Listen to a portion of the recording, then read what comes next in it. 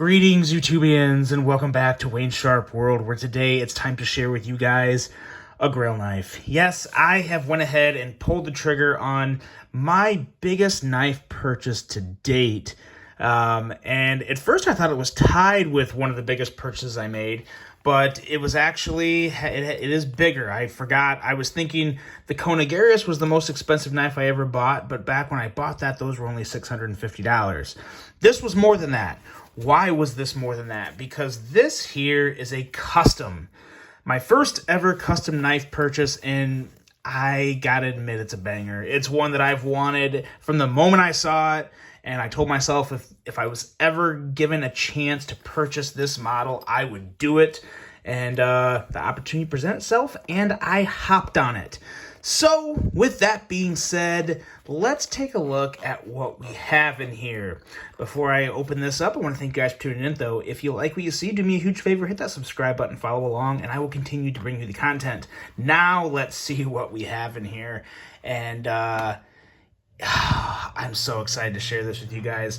And the douchebag across the road from me just started blowing his leaves, and you're probably going to hear that, but I just don't have enough time in a day, so I'm going to keep recording and just talk a little louder. So hopefully you can hear everything, and let's keep going into this. I'm so annoyed by this guy blowing his leaves. Regardless, the show must go on. And it's a Wii knife! Actually, no, it's not a Wii knife. This is a full-blown custom. I just have it in this cloth. And it's worth noting, though, this designer does have some customs with Wii, so the shoe kind of fits. But what we have here is, voila, a Ray Laconico custom. And in my opinion, arguably his best looking custom ever. Definitely one of the best. The moment I saw this, I had to have it. It's the Ray Laconico Revel. And just look at this. Look at this blade shape, the handle, everything about this knife grabbed my attention the moment I saw it. And I could not be happier to finally have one of these in my possession. Now, before I go to talk about this too much, let's take a look at some overall specs on this custom Ray Laconico piece right here. We have an overall length of 7.75 inches with a blade length coming in at 3.5 inches, a blade material of Magna Cut, and a very nice, very deep, very slicey hollow grind that is really just, really kind of the showstopper on this blade. It really does. The belly of this blade combined with that slicey grind, it just really gives it some excellent lines and really some depth. It's such a nice hollow grind when you look at it. It's one where you can, you immediately see the hollow grind. So, really impressive grind by Ray.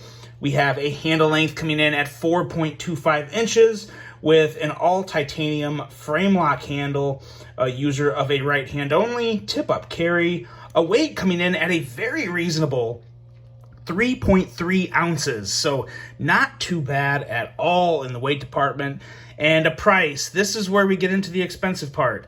$750, which I will argue all day that $750 for a custom knife of this quality is actually a really good deal. I have no issue with the price of this. Customs can get way, way, way up there into the thousands of dollars. And in my opinion, for this maker, for this design, for the materials that go into this, I have no problem paying $750. So really couldn't be happier to have it. And let's take a look at some size comparisons. Let's see how it stacks up to some other production models and some other Ray Laconico designs. But first, let's pull out the Spyderco Paramilitary 2, which I think will give everybody a good size comparison. And as you can see, really close to lining up, not quite as long, maybe a half inch or so shorter than the Paramilitary 2. Ooh, got the camera there. But not pretty good comparison. And we'll also pull out here the Laconico Keen, which, as you can see, there is a type of design language to a Laconico design.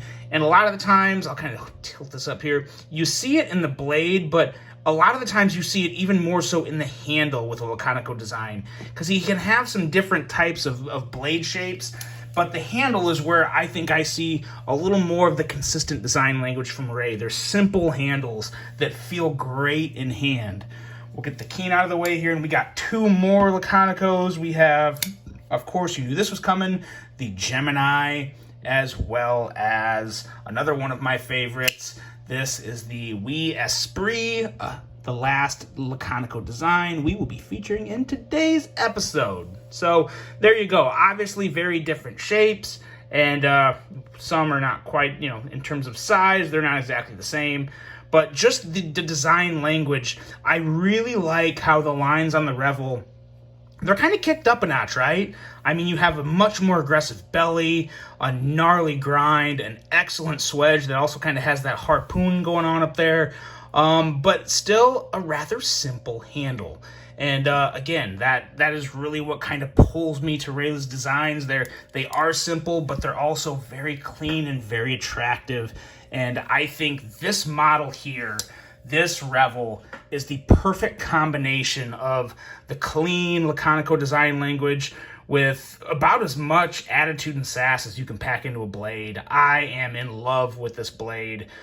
Super slicey, super deep hollow grind coming in at 12 thousandths behind the edge with an excellent finish of kind of the dark wash on the grind as well as satin flats. I think that works excellently well. And this, I can't tell you guys how long I've wanted to have a knife with just that big, bold Laconico font on the spine. It's great. This is a piece that's definitely never leaving the collection, and it's just a winner in my books. I obviously don't have anything bad to say about this. I'm going to be very honest about it as we move through, because there are some things that, like, it's hard to describe. Like, you have to handle customs to understand that, when you get a handmade custom, it's not always going to feel the way you think it is. Customs take a little break in time. Sometimes they can be pretty stiff out of the box. Now, they're stiff out of the pouch, usually. This one's not, though. This one was actually very smooth out of the box. I keep saying box. It came in a pouch. There was no box involved. But the handle, let's go on into the handle here. Excellent contoured titanium. I didn't have a thickness on this guy. I didn't get quite all the measurements for this because it's not one you can really get. I mean, you got to be lucky. You got to keep after it and try and get yourself one, and sometimes the timing works, and it just happened to work for me. But yeah, it's nice and slim and slender in the hand. The contoured titanium works excellently well. This area right here, it fits perfect in my hand. It really does. I have absolutely no complaints. Very nice, solid lockup right out of the box. Sometimes you don't always have that with custom. Sometimes they kind of have to wear in to the mark where they're supposed to be. And I'm sure there'll be a little wear in here as well, because this is also a titanium frame lock folder without a lock bar insert or over travel stop. So that's one of the very few, I don't even necessarily look at it as a drawback, but you don't always have all the bells and whistles on a custom that you do with the production model, because they're just different. They're not the same. But that's also okay, because you got to remember, there's knives like the Spyderco Spidey Chef that don't have a lock bar insert, that don't have an over travel stop, and they're still phenomenal knives that people use hard, use on a daily basis, and nothing goes wrong with them. So some things are very nice to have, but they're not necessarily required. But yeah, the rest of this handle is just, it's everything that Ray puts in his design. It's simple, smooth, feels great in hand, and just a very clean design. Now, going into the action, this is where this gets really good, because first of all, this is running on, I believe that, yeah, bronze washers. So you don't have the bearing action, but it doesn't matter because it is very, very smooth. Middle finger flicking, no problem at all. The detent on this is very nice and crisp. Very nice detent. I don't have any knocks on it. I just don't. I was really hoping I wouldn't for $750. I was hoping to be very pleased. And the whole experience from beginning to end was a complete joy. I still have yet to meet Ray in person. I really hope to meet him at a knife show someday. I'm sure I probably will. But no, the whole experience was great. I would highly recommend, if you're thinking like you may be in the market to try out your first custom, find the designer that you enjoy most, a model that you just really want to try and get one of, and go for it. And they're hard to get. I've been trying to get a Laconico custom for a while now, and it just takes time and persistence.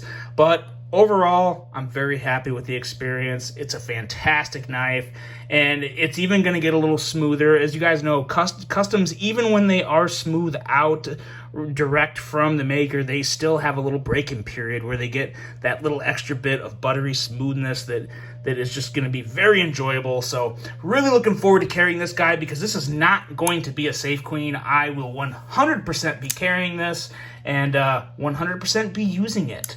And cannot wait to do that. Finally have it, the Ray Laconico Revel. Let me know what you guys think. Let me know if you have any experience buying custom knives, and if there's another custom knife maker that you think offers just a phenomenal value for the product they're offering. You can say that for just about any maker, but I really do think you get some real bang with a Laconico custom, because it does have that fine handmade element that feels great. It looks phenomenal. And again, for $750 for buying something that is not just a tool. Before I close this video, I want to stress, yes, this is a knife. Yes, this is a tool, but it's also a piece of art. It is made by hand by the maker, so it definitely falls in that art category for me as well. Functional art that happens to be a tool as well. So there's just a lot of great things about a custom knife, and as you get deeper into the hobby, I would definitely recommend it. And this is one I would do all over again, the Ray Laconico Revel. Guys, let me know what you think. Really hope you enjoyed this one. Hope you have a great rest of your day, and until the next one, I'm out.